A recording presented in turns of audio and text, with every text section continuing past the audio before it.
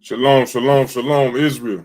My brothers and sisters of the nation of Israel, the so-called blacks, Hispanics, and Native American Indians, the Israelites that the Bible speaks of. Welcome, welcome, welcome to another end of the week Sabbath class. I'm your brother Ananias. Brother Leonidas. Brother Ezekiel. And we are A.O.I, the Awakening of Israel. And as always, it's an honor and privilege to come before you each and every week to give you another uplifting and edifying lesson. So we appreciate everybody that's tuning in and those who will tune in later on, Lord willing. But before we get started, as always, we want to give our honor, glory, and praise to Yahweh, by Hashem, Yahweh Shah, Yahweh being the Heavenly Father, Yahweh Shah being his son, who the world calls Christ in the Paleo Hebrew. And we got to give all due and respect when due for his strength, sacrifice, and example for allowing us all to be able to gather here tonight on this call and for giving us the strength and energy and protection to make it throughout the week. So we appreciate everybody once again. And remember to always stay diligent in this truth. Continue to always study and learn to be able to apply to the things that happen on a day-to-day basis. And the purpose of us doing these classes is to uplift our brothers and sisters and to give them the knowledge that they need and the things that they will give them understanding and things that they had no understanding about yesterday to furthermore build us up as a nation. So we appreciate everybody tuning in as always. Make sure to hit that like button if you haven't already done so. You got any questions, put it in the comment section, email us or whatnot, subscribe as well, share this content with your brothers and sisters. But we're going to jump right into it. Today's class is called Moab and Ammon, Esau's Henchman. Moab and Ammon, Esau's Henchman. Now, when you read in the scriptures, if somebody got a TV on in the background,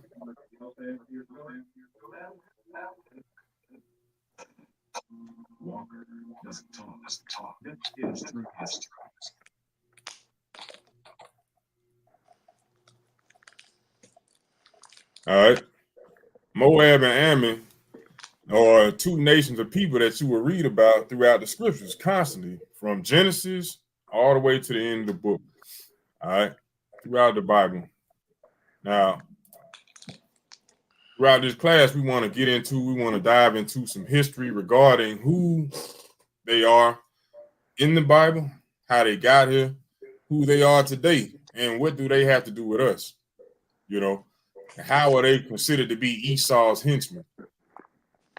So we're going to dive right into it, all right? So we're going to start off with the book of Deuteronomy, chapter 23, right quick.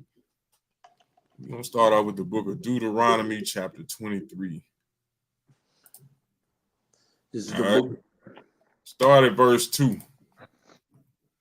This is the book of Deuteronomy, chapter 23, verse 2.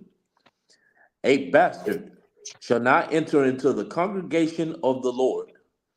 Even to his 10th generation shall he not enter into the congregation of the Lord. Now you gotta ask yourself, what is the Lord talking about right here? What does he mean when he says a bastard? Why he just come out the blue? Because when you read verse 1, it says, "He that is wounded in the stones or have privy member cut off shall not enter into the congregation of the Lord." That's going into somebody who had a rod chopped off or is injured in that area. He will not enter into the congregation of the Lord. So why in verse 2 does he just jump and say a bastard shall not enter into the congregation of the Lord? What is a bastard? What is it? Let's look into that right quick. All right. Bear with me right quick. Let me fix this screen the right way.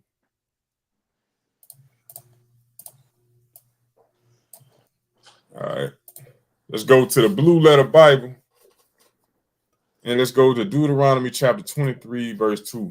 Now, the purpose of this reference or the Blue Letter Bible is that it actually gives you different references and definitions as well and different translations. But we going in here to get a definition of what a bastard is according to that verse. This is Deuteronomy 23, verse 2, and it's talking about a bastard. Let's see what it says. Let's see what it is in Hebrew.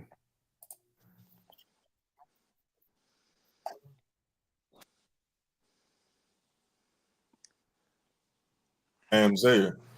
All right. It's not a bastard. Let's go check out what the definition is. It says a bastard is a child of incest, an illegitimate child. A child of incest. All right. So now we got an understanding as to what a bastard is. All right. A child of incest. Let's go back to Deuteronomy chapter 23, verse 2. Read that again, King. A bastard shall not enter into the congregation of the Lord. Even to his 10th generation shall he not enter into the congregation of the Lord. So whoever the Lord is making reference to right here, they shall not enter into the congregation of the Lord. Shall not. It don't matter if it's the 10th generation or 20th, they shall not enter into the congregation of the Lord. Read on. Verse 3. An Ammonite or a Moabite shall not enter into the congregation of the Lord. Even to their 10th generation shall they not enter into the congregation of the Lord forever. So Ammon, Moab, they shall not enter into the congregation of the Lord. That's who the Lord was referring to right there. A bastard, a child of incest. Now, how do we know that? Where do we get this from? Let's go to the book of Genesis, chapter 19, right quick. Book of Genesis, chapter 19.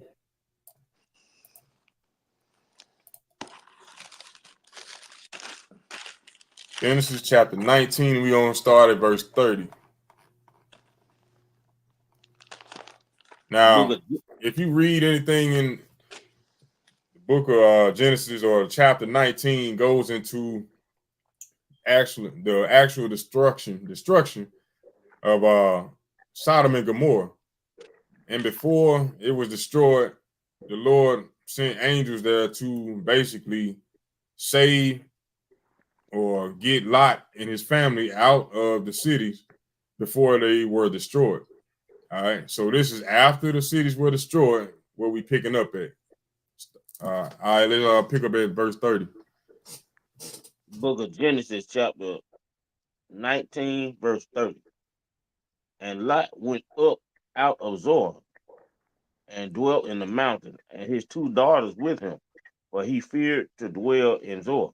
And he dwelt in a cave, he and his two daughters. All right. So this is talking about Lot and his two daughters. They went into the cave in the mount of Zoar, him and his daughter. Read. Verse 31. And the firstborn said unto the young, excuse me, and the firstborn said unto the younger, Our father is old, and there is not a man in the earth to come in unto us after the manner of all the earth. So at this particular moment, they realized that Sodom and Gomorrah was being destroyed, where they actually thought that the earth was being destroyed and that they were the only survivors. So while in this cave, the daughters had the mindset to think that they have no other men on earth to come unto them, meaning to lay down to get them pregnant, have sex with. Read on. Verse 32. Come, let us make our father drink wine, and we will lie with him, that we may preserve seed of our father. So they came up with a wicked plan, a wicked device to get their father drunk, who was Lot, get him drunk with wine so that they could lay down with him. Read. And they made their father drink wine that night. And the firstborn went in and lay with her father, and he perceived not when she lay down, nor when she arose. So they had him toe up from the floor up. Go ahead. Verse 34. And it came to pass on the morrow that the firstborn said unto the younger, Behold, I lay yesterday with my father. Let us make him drink wine this night also, and go thou in, and lie with him, that we may preserve seed of our father. So their plan was to do what? Go in there and sleep with the father, trick him into getting him drunk, and then go in there and sleep with him. That's wicked as hell right there. But read on. Verse 35. And they made their father drink wine that night also, and the younger arose and lay with him, and he perceived not when she lay down, nor when she arose. That's some strong drink right there. Go ahead. Verse 36. Thus were both the daughter of Lot with child by their father. By who? By their father. Now, for those who don't know, that's what you would call incest. Incest. The daughters sleeping with their father, that would be considered incest. All right, read on. And the firstborn bare a son and called his name Moab. The same is the father of the Moabites unto this day. Read. And the younger, she also bare a son and called his name Benjamin. Benjamin. The same is the father of the children of Ammon until this day. Unto this day. So we read this short story to figure out where Moab and Ammon actually came from. All right, came from wicked thoughts, wicked device, and wicked perception from the daughters of Lot, who devised a plan to get their pops drunk and to sleep with them to preserve seed, basically. And that's what you would call today incest. So when we go back to Deuteronomy chapter 23, verse 2, it says, a bastard shall not enter into the congregation, meaning a child of incest. So when we were reading Deuteronomy chapter 23, verse 3, it was talking about Ammon and Moab being those bastard children who shall not enter into the congregation of the Lord. Even unto the 10th generation shall they not enter into the congregation of the Lord. So we know that these two particular tribes, not tribes, but nations of people, are from the result or the actions of what? Incest. Kids laying down, or fathers laying down with their kids, sleeping around, getting them pregnant. That's exactly what happened. That's how they came on the scene. Read 3 again and read on down to 4. Verse 3. An Ammonite or Moabite shall not enter into the congregation of the Lord, even to the 10th generation shall they not enter into the congregation of the Lord forever, because they met you not with bread and with water in the way, when ye came forth out of Egypt, and because they hired against thee Balaam, the son of Beor, of Pethor of Mesopotamia, to curse thee. Read 5. Nevertheless, the Lord thy God would not hearken unto Balaam, but to the Lord thy God turn the curse into a blessing unto thee, because the Lord thy God loved thee. See that? So one of the reasons why Moab will not be in the congregation of the Lord is because they are bastards, childs of incest. Number 2 is because when we came out of Egypt, out of captivity, they did not meet us with bread and water, meaning with open arms, ready to help us. Instead, they tried to curse us. They were against us from the get-go, because they met you not with bread and with water in the way when ye came forth out of Egypt, out of captivity. And because they hired against thee Balaam, the son of Beor, Pethor of Mesopotamia, to curse thee. So rather than bless us when we coming out, realizing we be in captivity, being oppressed, beat down, rather than trying to help us get on our feet, what did they do? They tried to curse us. But the Lord, being as gracious as he is, even to this day, he turned that curse into a blessing unto us. All right. I just want to go back to something right quick. Let's go to Hebrews chapter 12, Zeke. Hebrews chapter 12, verse 8. All right. And then we're going to go to Deuteronomy chapter 2 after this.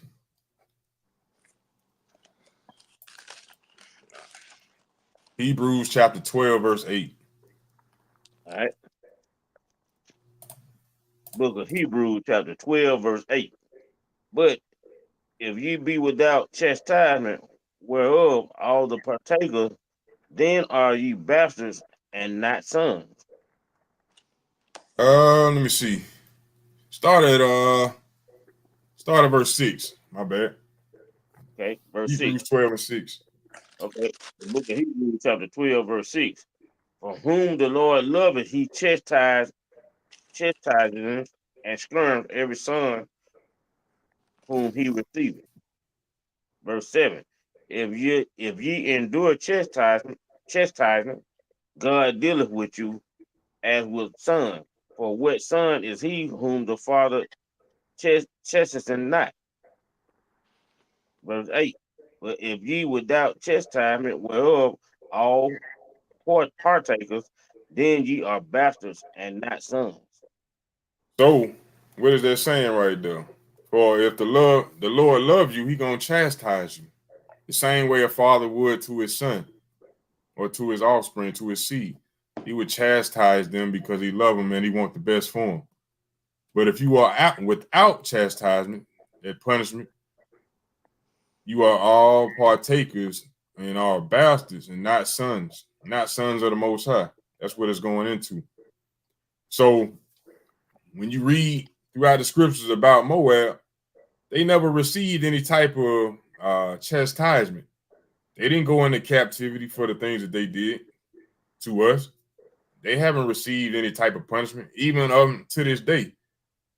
You know, and we're going to get into explaining exactly who they are today so that you can put that piece of the puzzle together to realize who they are. Matter of fact, let's just jump into it. All right. Who is Moab and who is Ammon? All right. So we already know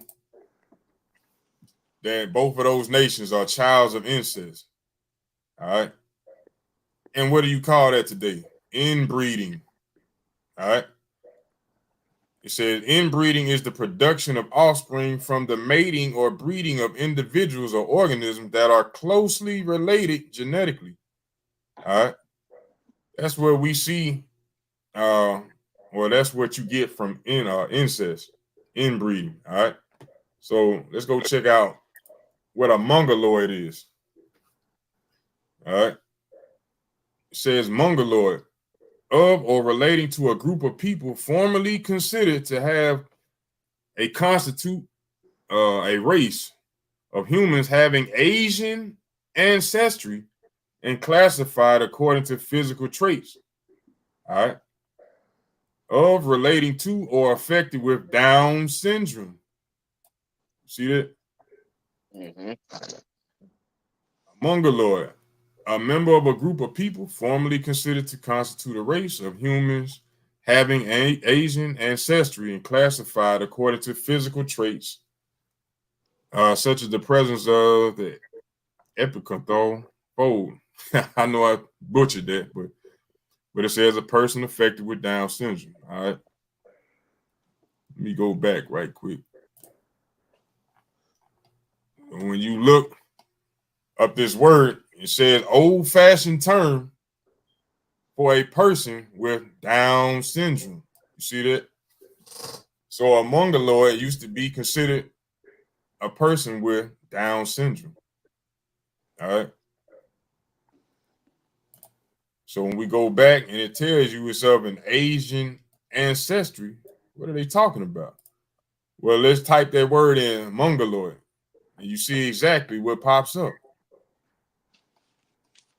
These are the same individuals who occupy Asia,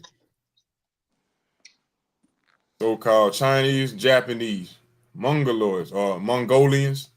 Mm-hmm. All those individuals that occupy that landmass. See that? This is how we understand who they are. All right. So we know through the scriptures who Ammon is and who Moab is. But they turn around and they are considered to be our enemies. Let's go to Psalms chapter 53 right quick. Psalms 83. Salaki. Psalms 83. So we understand. Well, let me go a little further right quick before we read that. Show you this book. Let me see. This is a book called The Japanese, Who Are They? By Thomas W. Plant. All right. Blow it up a little bit. All right. This was written in 1938. All right. And this is a book where they go back and forth about different people trying to prove biblically who the Japanese are, which would be Ammon. Well, I got this one page on here that I wanted to highlight and bring out. And it reads, who then are the Japanese? All right. About 30 years ago, came into my possession small copies of a small pamphlet of 40 pages by Alexander Gaunt with this strange title, The Nations Unveiled, Japan. Its mystic legend of celestial origin and the interpretation thereof.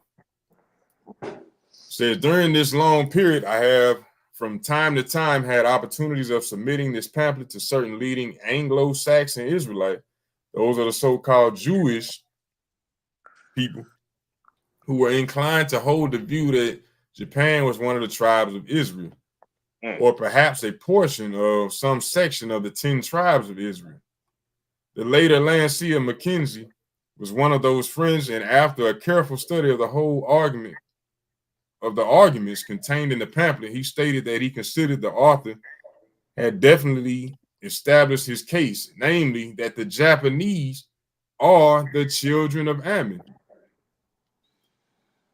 And there's various other books and artifacts that you can go through, not only with the scientific part that we just brought through with the inbreeding and the incest and the Mongolian features, but also with the historical text as well to be able to back this up.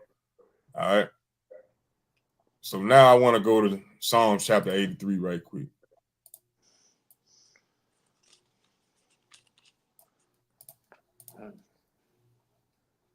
And we're going to start at we start at 1. All right. The book of Psalms, chapter 83 and verse 1. A song or psalm of Asaph. Keep not the silence, O God. Hold not thy peace, and be not still, O God. For lo, thy enemies make a tumult, and they that hate thee have lifted up the head. It said, they that hate thee have lifted up the head. The Lord's enemies, read. Verse 3. They have taken crafty counsel against thy people, and consulted against thy hidden ones.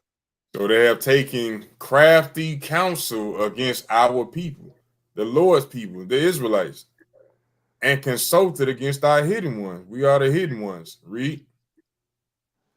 Verse 4. They have said, come and let us cut them off from being a nation, that the name of Israel may be no more in remembrance. So it says they, meaning more than one. Talking about nations, peoples. Said they have said, come and let us cut them, meaning the Israelites, off from being a nation, that the name of Israel may be no more in remembrance. Read on. Verse 5. For they have consulted together with a constant for they have consulted together with one consent that they are confederate against thee. They are confederate. They on one accord, one mindset. They on the same page when it comes to keeping us destroyed as a nation. Let's see who it is. Who is the they? Read. Verse 6. The tabernacles of Edom. Meaning the dwelling places of Edom. Read. And the Ishmaelites of Moab. And the Hagarenes. Verse 7. Jebel, Ammon, and Amalek, the Philistine, with the inhabitants of Tyre. Verse 8. Ashur also is joined with them.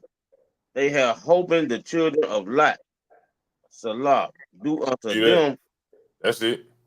Okay. So starting at verse 6, it says the tabernacles. The word tabernacles is a dwelling place. It says the tabernacles of Edom. Those would be the so-called white folk. Edom, Idumea. All right. Also the Ishmaelites. Those would be today your Arabs. It said of Moab. Those are the so-called Chinese. And the Hagarenes, which are Africans. Gabal is African. And Ammon, which are the Japanese. And Amalek, which is the descendant of Edom.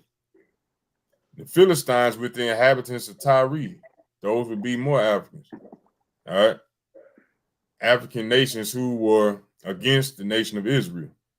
All right. So first on the list would be Edom. So-called white man is listed number one. And all you got to do is look through history and you'll see why they are number one when it comes down to them being our number one enemy. Then it says Ishmaelites.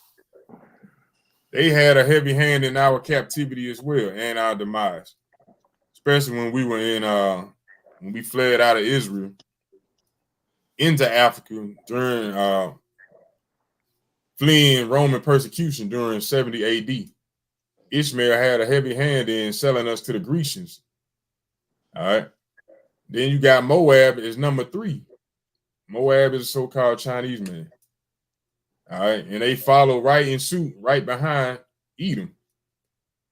They do everything that Edom does. They try to copy everything that they do. But when you read in verse 7, it says Gabal and Ammon. So Ammon, Japanese and Chinese, 2 different nations, are actually in the mix of trying to do what? Keep us destroyed as a nation of people. And we as a nation of people must understand these things because we get confused and caught up with the things that we see on TV. And we try to be like them and emulate their styles and follow after their traditions. And not knowing that they are our enemies as well as the so-called white man.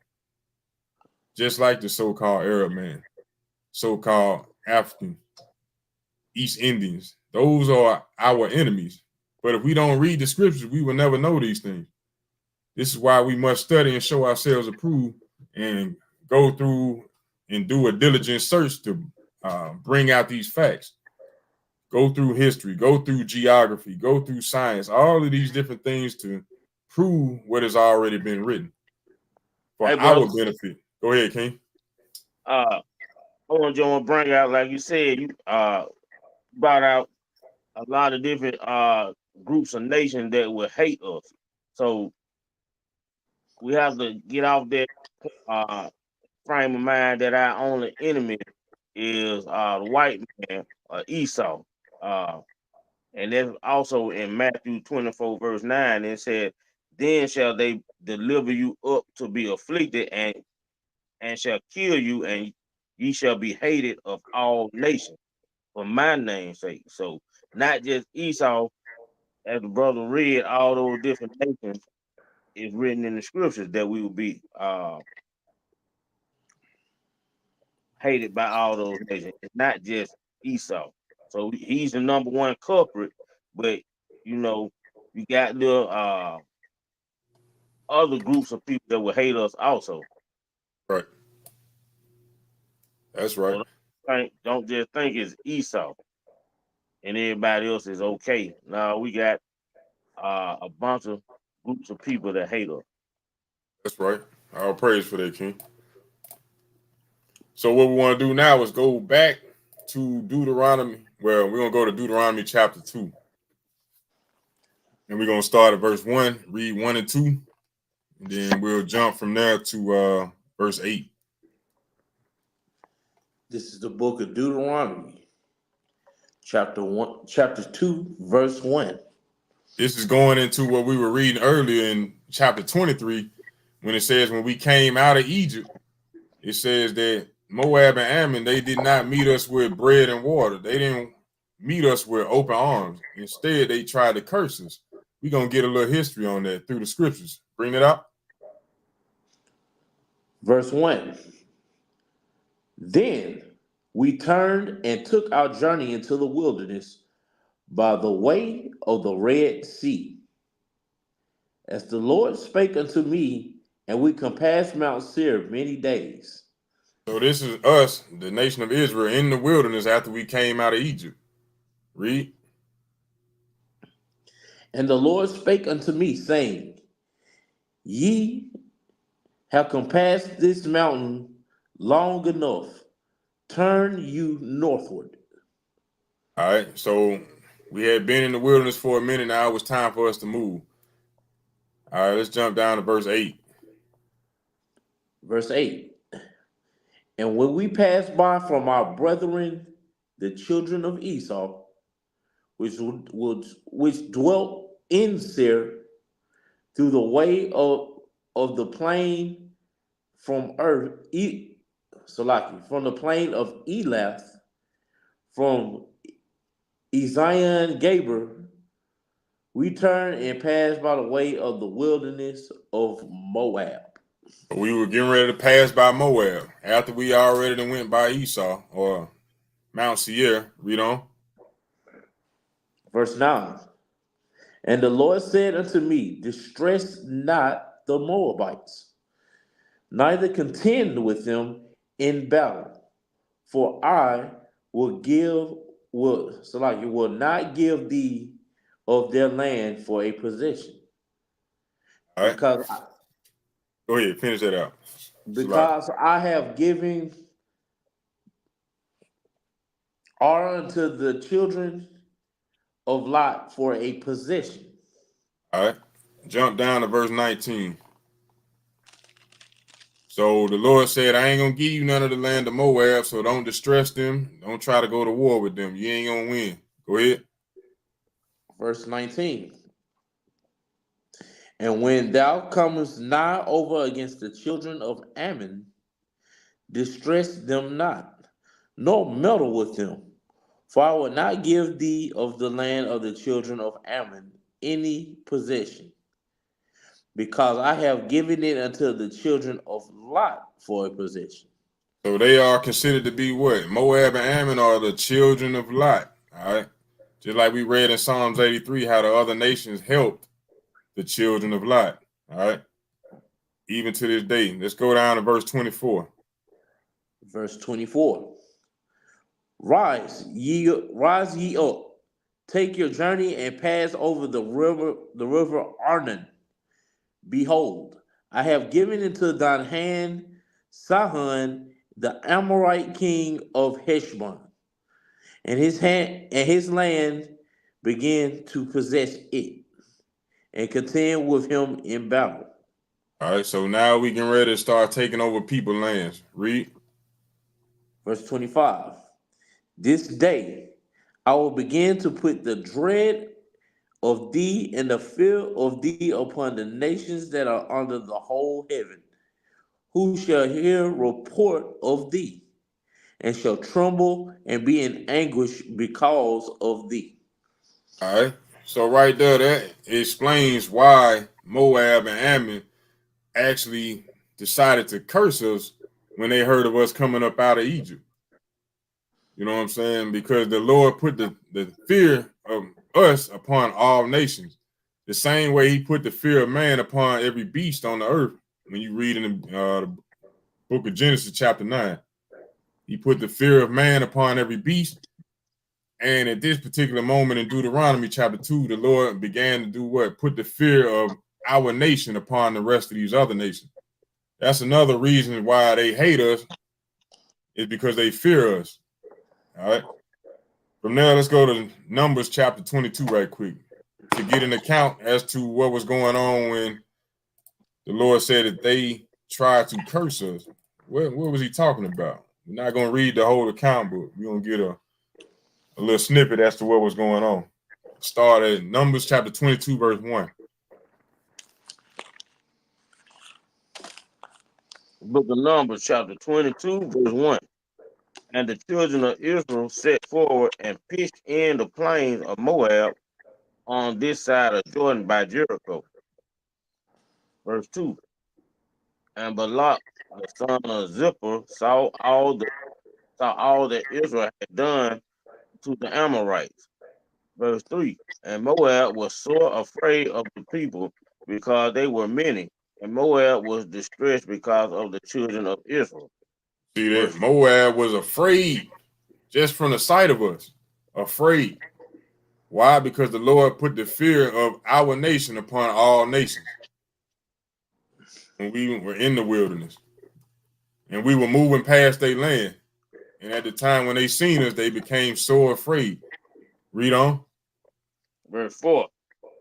And Moab said unto the elder of Midian, now shall the company lick up all that are around about us, as the ox licketh up the grass of the field. And Balak the son of Zippor was king of the Moabites at that time. So they was talking, saying, hey, these folks about to eat us up the same way the ox eat the grass up in the field. Read. Verse 5. He sent messengers therefore unto Balaam the son of Beor to Pethor, which is by the river of the land of the children of his people, to call him, saying, behold, there is a people come out from Egypt. Behold, they cover the face of the earth, and they abide over against me. Verse 6. Come now, therefore, I pray thee, curse me this people, for they are too mighty for me. Per, per, per, Peradventure I shall prevail that we may smite them, and that I may drive them out of the land. For I wot that he whom thou blessest is blessed, and he whom thou cursest is cursed. All right. So that was going into where Balak tried to go to Balaam to have us cursed because they had the fear, the fear that the Lord put on them just from the sight of us.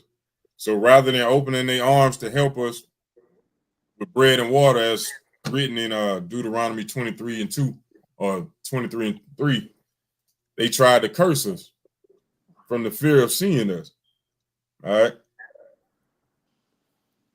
Let's go back to Deuteronomy chapter 23 right quick.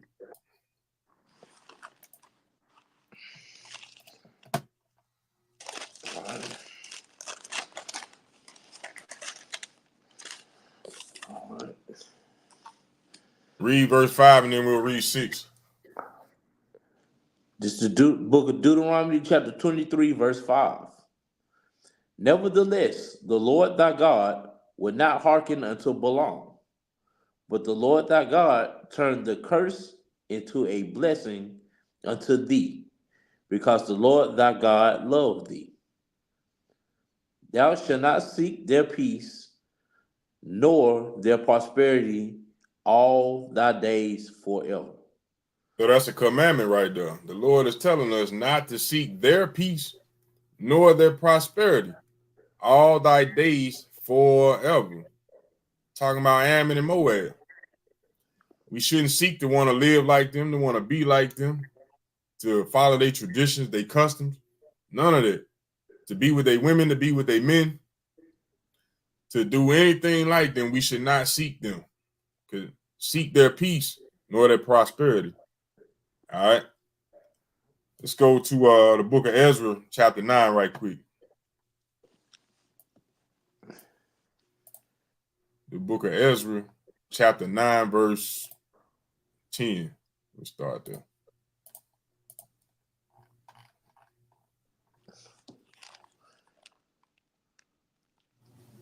Book of Ezra, chapter 9, verse 10. Huh? And now, O our God, we shall what shall we say after this? For we have forsaken thy commandments. All right. Now, when you read the book of Ezra and Nehemiah, you should understand that that is when we were coming out of captivity, going back to rebuild our land and rebuild the temple. So we were asking a lot or talking, well, Ezra was talking to the Lord just as well as Nehemiah was while trying to get things back in order. So he's saying right here that we have forsaken his commandments, just like we have today, trying to wake up and rebuild and restore what we had. Read. Verse 11. Which thou hast commanded by the servant the prophet, saying, the land unto which ye go to possess it is an unclean land with the filthiness of the people of the land. with their abominations, which have filled it from one end to another with their uncleanness. So he was saying and speaking that the land that we were in before we got there was filled with the filthiness of the peoples of the land, with the abominations. They had filled our land with that uncleanliness. Read.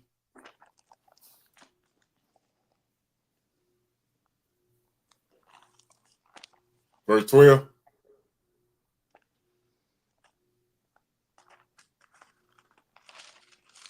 The book of Ezra, chapter 9, verse 12. Now, therefore, give not your daughters unto their sons, neither take their daughters unto your sons, nor seek their peace or their wealth forever. That's what it was talking about in Deuteronomy when we're talking about their prosperity. Don't seek their wealth either, that ye may be strong and eat the good of the land and leave it for an inheritance to your children forever. Obviously, we didn't follow that commandment right there. We went seeking after their wealth, their custom, their tradition. That's why we ain't in our own land now. We living in a land that don't belong to us, in a polluted land that's corrupted and that's oppressing the hell out of us as a people. And yet and still, we over here in this land, still taking the daughters and sons of these other nations and being made weak rather than strong. And we wonder why we can't get ahead. All right. From there, let's go to the book of Nehemiah, chapter 13.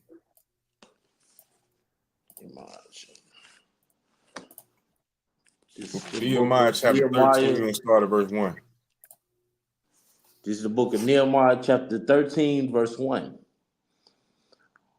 On that day, they read in the book of Moses in the audience of the people, and therein was found written that the Ammonite and the Moabite should not come into the congregation of God forever. Read. Because they met not the children of Israel with bread and with water, but hired Balaam against them, that he should curse them.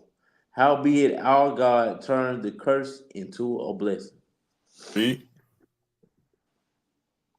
Now it came to pass, when they had heard the law, and that they separated from Israel all the mixed multitude. See that? So when they heard the law, which is what we supposed to be studying and applying and hearing all the time, when they heard the law, meaning they didn't just hear it, they put it into effect, that they separated. That's an action word. They put the law into effect. They separated from Israel all the mixed multitude, meaning the other nations. You see that? Jump down to verse 23. And this is what we're supposed to be doing as a nation. We hear the laws. We're supposed to remember that they were for us, what we're supposed to do, the importance of keeping them, and put it into effect immediately. Don't just read it and say it sound good. Oh, yeah, that makes sense. And don't put it into play. That makes no sense. But our people coming out of captivity, they read the book of the law and put it into play, separated from our enemies. Jump down to verse 23. Verse 23. In those days also I saw Jews that had married wives of Ashdod, of Ammon, and of Moab. Same thing you see going on today. So this was Nehemiah. He's looking around and he's seeing that our people is married to these other nations. Read. And their children spake half in the speech of Ashdod, and could not speak in the Jews' language, Which is Hebrew. Read. but according to the language of each people. And is that not what's going on today? We know how to speak everybody else's language, but we don't know how to speak our own. We speak English, Spanish, German, French, speak all these different languages, but we don't know how to speak Hebrew. Think about that. That's a result of us going against the commandments and doing what we want to do. Read on. Verse 25. And I contended with them and cursed them, and smote certain of them, and plucked off their hair, and made them swear by God, saying, Ye shall not give your daughters unto their sons, nor take their daughters unto your sons, or for yourselves. See that? So Nehemiah was a bold brother. We need more brothers like that today, contending with our folks, putting hands on them. You see, he said, I plucked off their hair. Hey, he wasn't playing. Grabbing them by the top of their head, saying, hey, you better swear by the Lord, you ain't going to give your sons and daughters to these other nations. Otherwise, it's going to be problems. I could only imagine that brother walking around probably big and carrying himself like Debo. You know what I'm saying? They tucking their chains and everything. They trying to hide their kids and wives. Oh, hey, Nehemiah coming. Who? Nehemiah, Nick. You know what I'm saying? But read on. Verse 26. Did not Solomon, king of Israel, sin by these things? Say that again. Read that again. Did not Solomon, king of Israel, sin by these things? See that Solomon went off when he was dating and not dating, but marrying and mixing and mingling with these other nations. A lot of people read the scripture and say, well, you see, Solomon, he had all these different women from all these different nations. Was he going off then? Yes, he was going off. It said he sinned by doing these things. Read. Yet among many nations was there no king like him, who was beloved of his God, and God made him king over all Israel. Nevertheless, even him did outlandish women cause to sin. So even though we are the top nation, and as wise as this man was, the Lord set it up that way that when we went against his commandment, that these other nations were going to automatically, regardless how smart or how wise we think we are, the Lord set it up where when we break that commandment, they will be able to seduce us to make us go against the commandments, to have us in sin. Read on. Verse 27. Shall we then hearken unto you to do all this great evil, to transgress our God in marrying strange wives? Strange wives. Should we be doing these things? Hell no. Nah. You know, we shouldn't be doing these things. But due to the persuasion and the witchcraft of this society that we live in, our people think it's all right to do. Even some of us who have woken up to this truth and understand who we are, they still want to allow the other nation in our congregation or within our people. They still want to have them mixing and mingling with us. That makes no sense. Having this understanding, still want to go out there and mess around with an Edomite, with an Elamite, with an Ishmaelite, with a Moabite or Ammonite. You want to lay down and make a family with your enemy. That's backwards as hell to me. But because of these things, we stay on the bottom of society, stay in captivity. All right, let's jump to Nehemiah chapter 4 right quick. Not only will they turn us from the Lord, but they ain't got no faith in us. They ain't got no belief in us. The scriptures say these things. Nehemiah chapter 4, verse 1. We're going to read that to verse 3. This is the book of Nehemiah, chapter 4, verse 1. But it came to pass that when Sanballat Sanballat. Yeah. heard that we builded the wall, he was wroth and took great indignation and mocked the Jews. So Sanballat is a Moabite. You know, no, it's not. I made a mistake.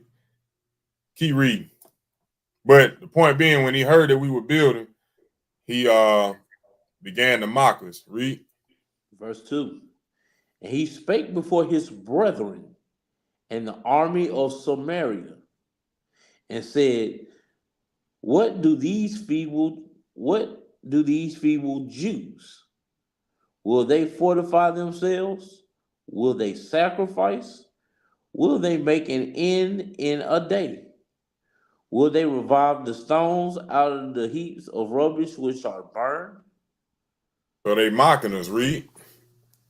Now Tobiah, the Ammonite, was by him, and he said, even that which they build, if a fox go up, he shall even break down their stone wall.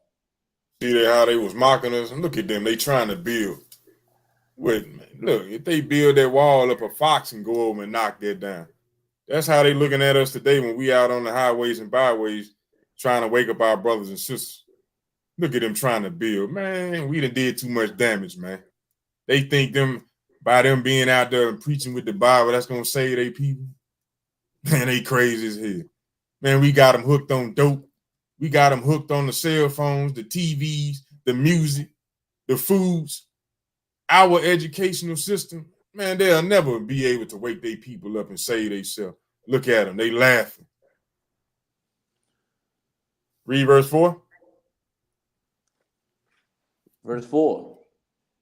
Hear, O our God, for we are despised, and turn their reproach upon their own head, and give them for a prey in the land of captivity.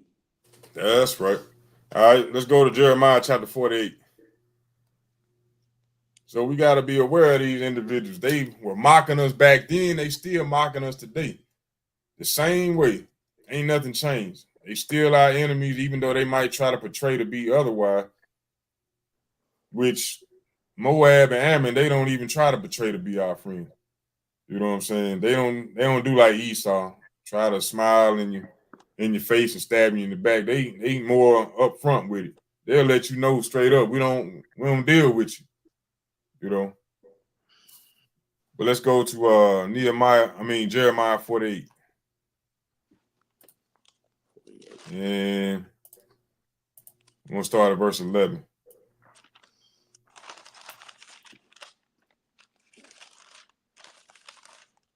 Okay, this is Jeremiah 48, verse 11. Moab have been at ease from his youth, and he halted and settled on his lees, and hath not been emptied from vessel to vessel, neither hath he gone into captivity. So like, therefore his taste remaineth in him, and his scent is not changed. All right, we're gonna jump down to verse 29. But it says Moab has been at ease from his youth. Been at ease. He ain't had no problems. And have not been empty from vessel to vessel. Neither have he gone into captivity. So we have the saying, who else went into captivity? Moab can't say that. Ammon can't say that. They ain't been in captivity. They've been doing all right. I put it that way. That's why they consider today to be a so-called superpower. They have been at ease. They ain't had no chastisement. You know? All right, jump down to verse 29. Verse 29. We have heard the pride of Moab. He is exceeding proud. His loftiness and his arrogancy and his pride and the haughtiness of his heart. Right? I know. So one thing you know about Moab, they are very prideful individuals. Prideful. They arrogant as hell. You know? And you can see that when you go into their restaurants or you going to get your nails did or you in a beauty supply store. Hey, they very arrogant, you know? Hurry up and buy, you know? Even though they only make ends meet when they dealing with us, you know what I'm saying, for the most part. But let me switch it up right quick. Bear with me, Israel.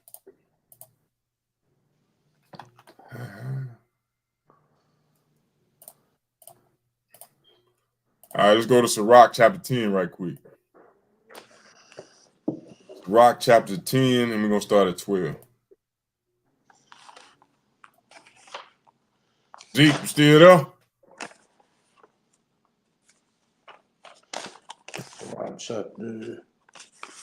All right. This is the book of Sirach, chapter 10, verse 12. The beginning of pride is when one departeth from God, and his heart is turned away from his maker. So the beginning of pride is when your heart starts departing from the Lord. That is a prideful spirit. When you start departing from the Most High, you don't want to apply the things that He has written for you to follow. You don't want to follow or be obedient. That's the beginning of pride, when you start to depart from the Lord. And his heart is turned away from his maker. Read verse 13. Verse 13. For pride is the beginning of sin, and he that hath it shall pour out abomination. And therefore the Lord brought upon them strange calamities and overthrew them utterly. See that? So this is why we must be cautious about being prideful, because pride is the beginning of sin. When you choose to go against what the Lord is speaking about or what He commands us to do, hey, realize you're being prideful and you depart from the Lord. But the pride is the beginning of sin. And he that have it shall pour out abomination, abominable thoughts, speech, actions, and therefore the Lord brought upon them strange calamities. So prideful individuals, they're going to start falling into strange calamities and wondering what the hell going on. And they will overthrow you utterly. This is why we got to be cautious of how we think and how we move at all times, and constantly examine ourselves, because we don't want to fall into that spirit like Moab and Ammon got on, a prideful spirit when nobody can't tell us nothing. We need to be self-examining ourselves at all times. All right. So let me show you this quick video if I can. This is something that we all dealt with a while back. Well, not dealt with, but seen we should have. Let me see if I can. Let's deal with what happened in North Carolina. This story was big last week. Yeah. The black community in Charlotte calling for a boycott of a beauty supply store after a video goes viral showing the Asian store manager and an African-American woman who he thought was getting into a physical altercation. Watch this video.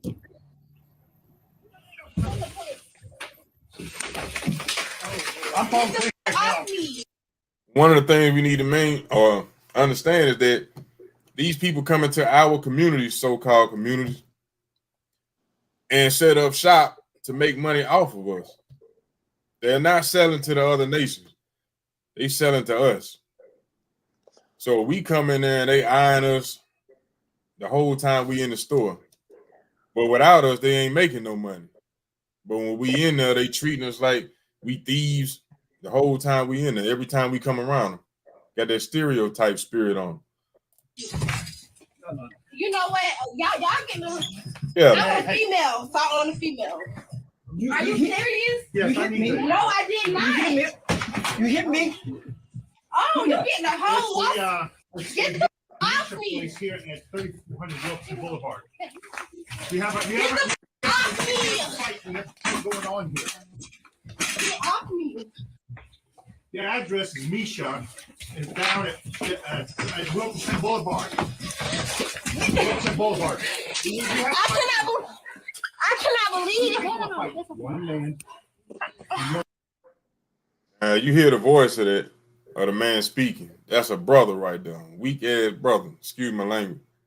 Sitting there videotaping. He ain't jumping in to help the sister. Moab, they in unity, like always. They always in unity. Not just them, but all the other nations are in unity. We, on the other hand, are constantly divided. Rather than help our brothers out against the heathen, brothers and sisters, we'll stand there and let the heathen beat up on them and be in disarray and try to protest after the fact. Meanwhile, all he had to do was step in there and say, hey, this ain't going down. Whatever you got going on, hey, she can walk out the store, whatever. You're not going to sit there and put hands on her, kick her, and throw her on the ground while I'm standing here. But what did he do? He on the phone with the police recording. They got the sister in a damn headlock. That's a weak man right there. And that's how far we have fallen as a nation of people. One woman. Get off me! I was not stealing. You're stealing. No, it was not. You check my purse. Get off. Get. You hit me. No. Get off me. Cause you're tripping. Let's go. No, let's go. Let's go. Again. Let's go. Come on. He ain't trying to let it go. Yeah. Just a little bit. Just a little bit. Let it go. See that? Let it go. Yeah, sisters in there too, watching. Let it go. She's not able to get out. I'm not going nowhere.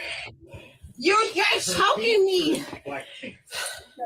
You're choking me. Let's go to activist John Barnett on the phone from. See the foolishness. Our people just stand by and just watch. That's all we know how to do is pull out the damn phone and watch. We don't know how to act unless it's acting wicked. We don't know how to stand up and be bold for our own people. All we know how to do is this. Talk. It's weak, man. Sorry.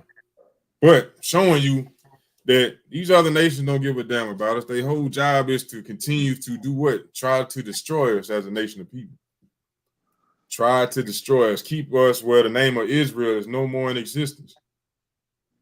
Meanwhile, we chasing behind their wealth, their peace, their prosperity, trying to buy and sell with them, trying to live life just like them, when the Lord told us not to, but to separate from our enemies, according to Sirach 6 and 13. We trying to follow and be just like them, though. Let's get, let me see what time it is. All right. I'm going to show you what happens when we actually are unified and we trust in the Lord. Let's go to 2 Chronicles chapter 20 right quick. This is what will happen when we do what we are supposed to be doing.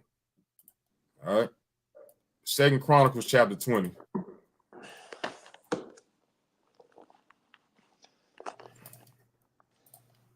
me get this off the screen.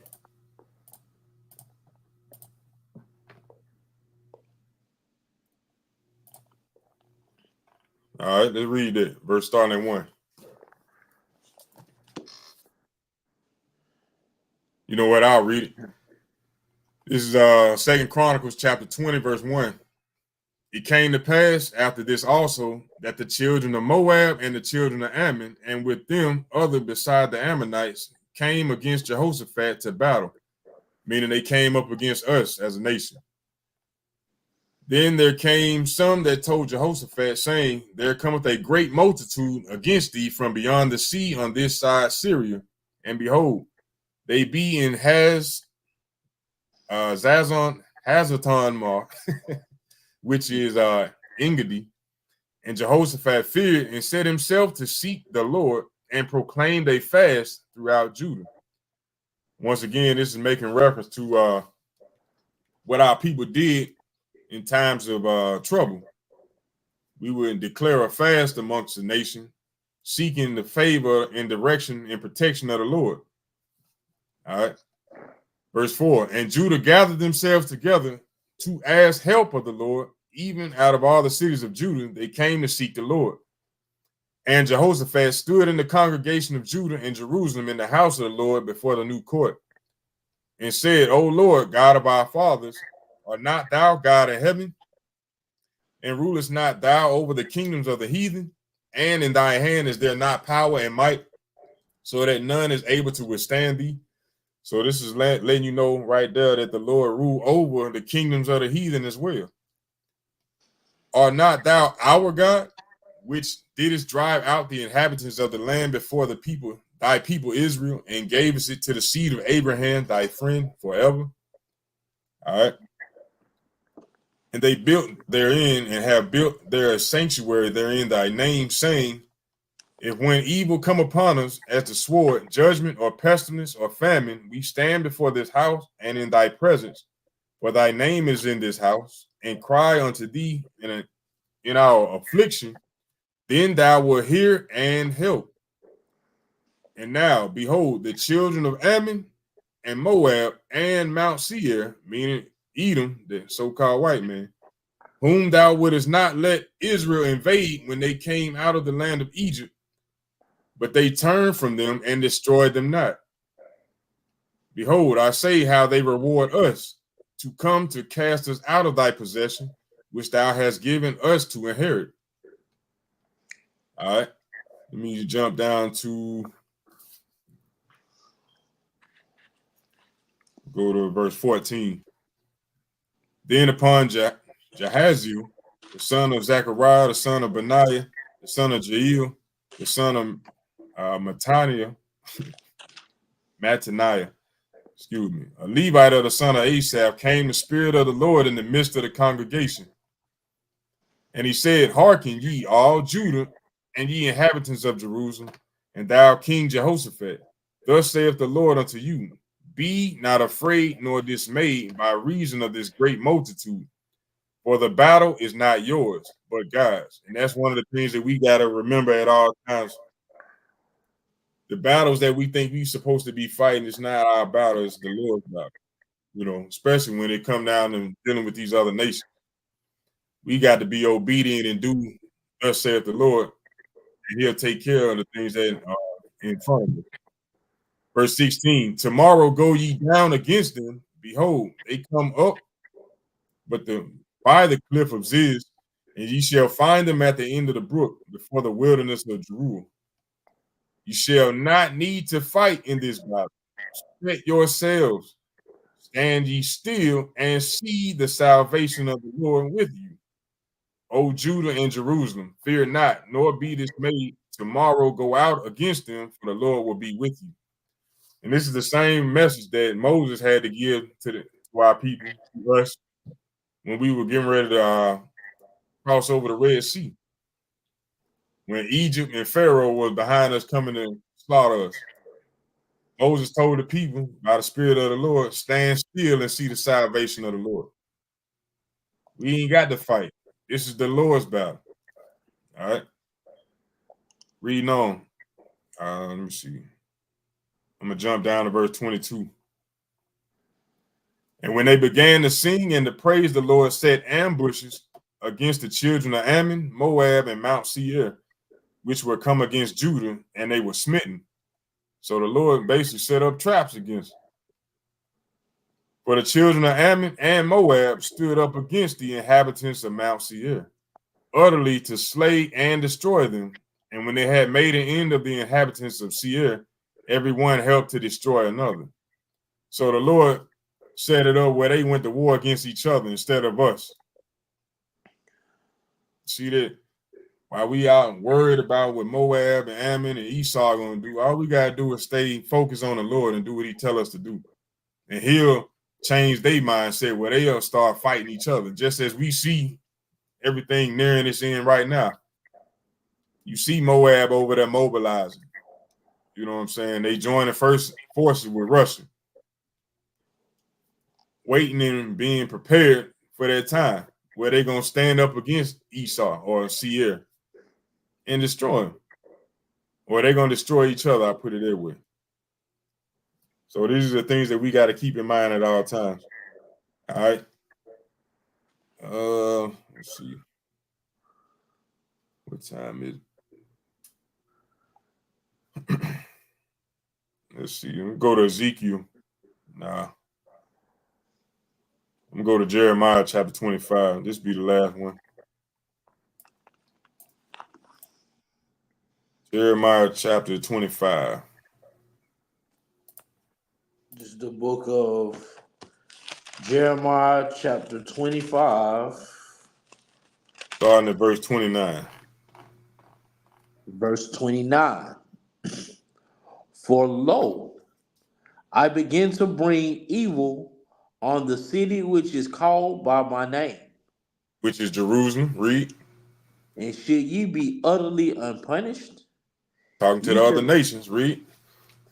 ye shall not be unpunished. For I will call for a sword upon all the inhabitants of the earth, saith the Lord of hosts. Read. Verse 30. Therefore prophesy thou against them all these words, and say unto them, the Lord shall roar from on high, and utter his voice from his holy habitation. He shall mightily roar upon his habitation. He shall give a shout, as they had tread the grapes against all the inhabitants of the earth. A So noise shall, he telling Jeremiah to prophesy against these other nations, letting them know that the Lord gonna roar from on high. You know, the same way that y'all been treading the grapes, meaning us, the vineyard of the Lord getting ready to do that same thing in return. Read. verse 31. verse 31. A noise shall come even to the ends of the earth, for the Lord have a controversy with the nations. He will plead with all flesh, and he will give them that are wicked to the sword, saith the Lord. You got a problem with all nations. Read. Thus saith the Lord of hosts, behold, evil shall go forth from nation to nation, and a great whirlwind shall be raised up from the coasts of the earth. Destruction. Read. And the slain of the Lord shall be at that day from one end of the earth even to the other end of the earth. They shall not be lamented, Nobody neither gonna ga- mourn for him. Read. neither gathered nor buried. They shall be dung upon the ground. Gonna be like piles of or dung shit upon the ground when the Lord get done with them. Bodies everywhere. Nobody gonna pick them up and bury them. Nobody gonna lament, mourn for them. The Lord getting ready to do some damage in these last days. But we got to do our part, Israel. So, and that is keeping these laws, statutes, and commandments, continuously putting in the work day in and day out. You know, studying, praying, fasting, you know, trying to teach and motivate and inspire our brothers and sisters to keep moving, to keep pushing. You know what I'm saying? Because times will get weary, but we still got to push. We got to endure until the end at all times. But what we need to understand is, for one, Ammon and Moab are our enemies. They are Esau's henchmen. You know what I'm saying? They in cahoots with them, just like they in cahoots with Ishmael and these other nations to make sure that we as a nation stay on the bottom, you know, with a low mindset, with confusion of mind, heaviness of mind, confusion of heart, not knowing which way to go, staying blinded to what's going on in this society and this world. And as I stated earlier, they really don't think that we can build. They think that they got us under their thumb, under their knee, and it's nothing that we can do possibly to get out of this hell-forsaken hole that we in right now. They don't trust in us. They don't believe in us. They don't trust in the Lord. But we, on the other hand, we have to trust and believe in the Lord. We got to believe and we got to help each other build. And at the same time, when we trusting and asking of the help of the Lord, we got to sit back, stand still, and watch the salvation of the Lord. But I pray and hope you brothers and sisters learn something tonight. Glean something from the class. You learned a little history. You learned about who Moab and Ammon is, how to actually prove who they are. You know, seeing it through the scientific aspect, the geographical. No, I didn't even bring that up. But through historical documents, books, and whatnot. Y'all brothers got anything y'all want to add? That's a no. Okay. Well, as always, we appreciate everybody tuning in. I'm Brother Ananias. Brother Leonidas. We are A.O.I, the Awakening of Israel. It's been another Sabbath class, end of the week Sabbath class called Moab and Ammon, Esau's Henchman. Esau's Henchman. So we appreciate everybody tuning in as always. And enjoy your Sabbath. Get yourself rested up. And on that note, we say shalom, shalom, peace and greetings to you all. And we'll holler at you next week. Shalom.